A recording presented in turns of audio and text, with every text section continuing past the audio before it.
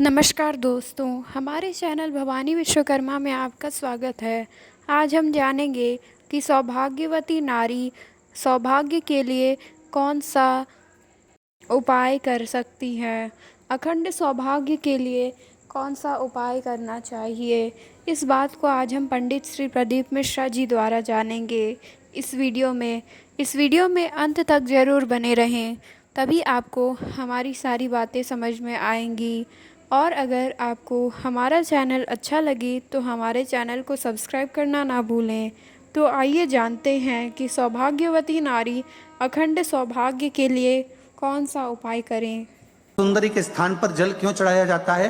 क्योंकि भगवान शंकर की सबसे छोटी लड़की जो है वो अशोक सुंदरी है।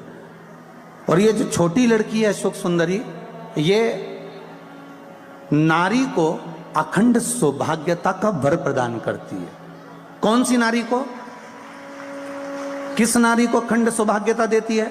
तो महाराज शास्त्र कहता है, जिस नारी के भाग्य में लिखा होता है कि इसको वैधव्य होना है, इसके पति को समाप्त होना है, अगर वो नारी अशोक सुंदरी वाली जगह पर जल चढ़ा देती है तो पति पर अगर काल भी मंडरा रहा होता है तो मां अशोक सुंदरी महाकाल से कहकर काल को टाल देती है। वो अशोक सुंदरी का शास्त्र कहता है,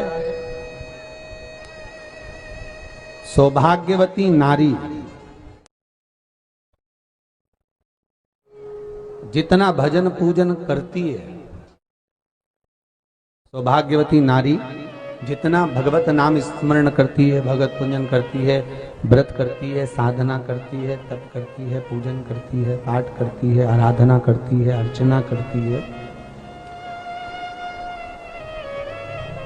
उस सौभाग्यवती नारी का किया हुआ दान, पुण्य, धर्म, भजन, कीर्तन, स्मरण, सेवा, चाकरी उसके पति के भी काम आती है और उसके पुत्र और पुत्री के भी काम आती है। एक सौभाग्यवती नारी के द्वारा किया, आवाज पकड़ रहा है, एक सौभाग्यवती नारी के द्वारा किया गया भजन, पूजन, स्मरण, संकीर्तन, नाम जाप, नाम कीर्तन उसके पति के भी काम आ रहा है और उसके बच्चों के भी काम आ रहा है। देखिए कितना सुंदर शिव महापुराण में चरित्र आया है वृंदा देवी का, कि वृंदा जितना नाम जाप करती है, वृंदा जितना नाम भजन करती है, वृंदा जितना नाम स्मरण करती है, उसके पति को उसका लाभ है। सोमवार के व्रत का अगर आप विधान देखेंगे, और हम तो कहते हैं केवल 16 सोमवार से ही मतलब मत रखो। आप माताएं अगर एकादशी का व्रत कर रही है, सोमवार का कर रही है, मंगलवार का कर रही है, बुधवार का करे, गुरुवार का करे, चतुर्थी का करे, तीज का करे, छठ का करे, आप जो भी व्रत करते हो उस व्रत का विधान स्कंद पुराण में लिखा हुआ है। और स्कंद पुराण में क्या वर्णन लिखते हैं कि नारी जब सौभाग्यवती हो जाती है, लड़की की जब शादी हो जाती है और वो अपने पति के घर में जब रह रही होती है, पति के संग रह रही होती है, तो पति के घर में रहकर जितना भजन पूजन करती है, जितना स्मरण करती है, वो उसके द्वारा किया गया भजन, पूजन, व्रत, आराधना, उद्यापन, चाकरी, दर्शन, ये सब का फल उसके पति के खाते में भी जाता है और उसके पुत्र और पुत्री के भी खाते में जाता है। पर उसमें एक बात का विशेष ध्यान रखना, स्कंद पुराण कहती है कि आप व्रत को उठाएं। आपने व्रत उठाया, कहां उठाया? पति के घर से उठाया, ठीक है। आपने व्रत उठाया सोमवार का, 16 सोमवार का, पशुपतिनाथ का, या गुरुवार का, या मंगलवार का, या बुधवार का, जो भी व्रत आपने उठाया वो पति के घर से उठाया। अब आपका फर्ज क्या है कि व्रत आप अगर कर रही हो तो पति के घर का ही अन्न, पति के घर का ही जल,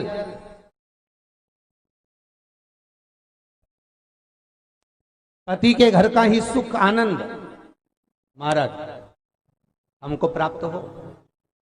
अगर व्रत करने के दिन मालूम पड़े आपके कोई तीज का व्रत, छठ का व्रत, चतुर्थी का कोई विशेष खास जो व्रत होता है, 16 सोमवार का व्रत, पशुपति व्रत, और आप अपने मायके चली गए और मायके का अन्न जल आपने ग्रहण किया, मायके का प्रसाद ले जाकर, मायके की थाली ले जाकर, मायके का पूजन का सामान ले जाकर आपने भगवान की आराधना करी, तो स्कंद पुराण कहती है वो स्वीकृत नहीं होता, क्योंकि विवाह होने के बाद गोत्र बदल जाता है।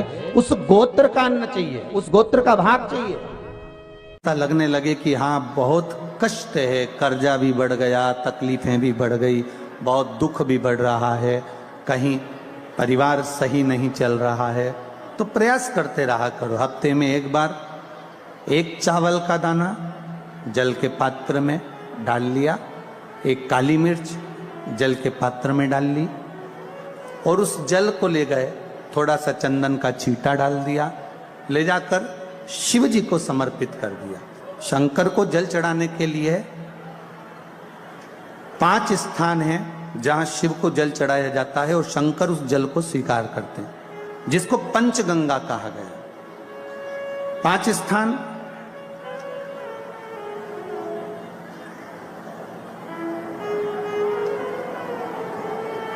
अच्छे से समझ लीजिएगा, जब भी शिव मंदिर में जाएं तो ये 5 स्थान शिव को जल चढ़ाने के लिए ये रखा है। शिवलिंग, गोल जलाधारी, ये चरण जहां से पानी नीचे की ओर जाता है। शंकर भगवान के 13 बच्चे हैं, 13 की 13 बच्चे, शिव जी का संपूर्ण परिवार, 33 कोटि देवता, 64 योगनियां, सब शिवलिंग के आसपास में। आप शंकर जी के मंदिर में जाकर यह कभी ना विचार करना कि पार्वती जी को ढूंढना पड़ेगा, या गणेश जी को ढूंढना पड़ेगा, या कार्तिकेय जी को ढूंढना पड़ेगा, या भैरव को ढूंढना पड़ेगा। हमें शंकर के मंदिर में जाकर किसी देवता को ढूंढने की जरूरत नहीं है। जहां शंकर भगवान का शिवलिंग रखा हुआ है वो माता जी का हस्तकमल है, माता पार्वती जी का स्थान है। जहां शिवलिंग रखा है वो शंकर भगवान है।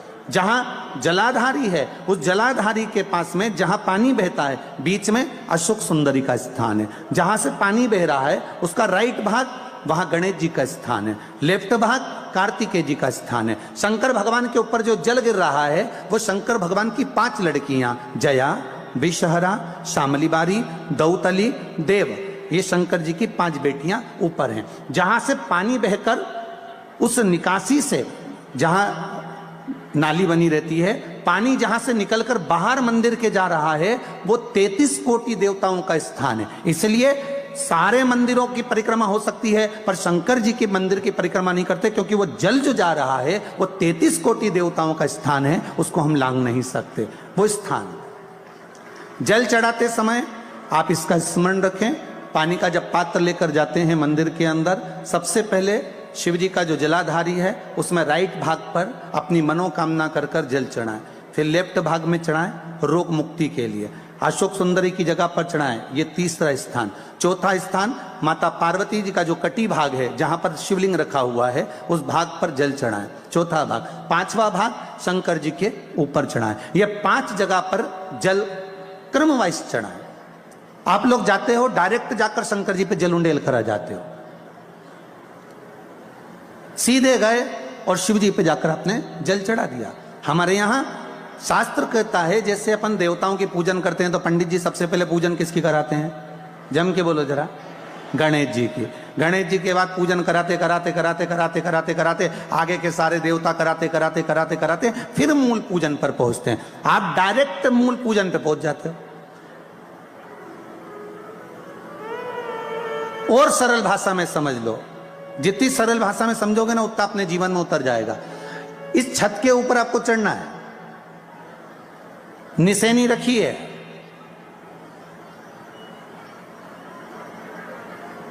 पाए लगे हुए हैं, आप कैसे चढ़ोगे? एक एक पाए पर पांव रखकर चढ़ोगे कि डायरेक्ट पहला पे रखोगे आखिरी पर?